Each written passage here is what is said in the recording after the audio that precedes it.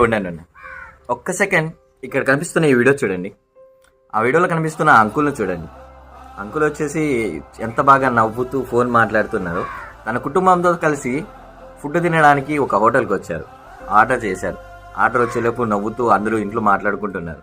కానీ ఆ ఫుడ్ తీసుకొచ్చి తన ముందు పెట్టగానే ఒక్కసారిగా అక్కడికక్కడి కుప్పకూలిపోయి చనిపోయారు. అది అన్నం ఆర్డర్ చేసిన అన్నం తినకుండానే నవ్వుతూ అక్కడికక్కడే పడి చనిపోయారు.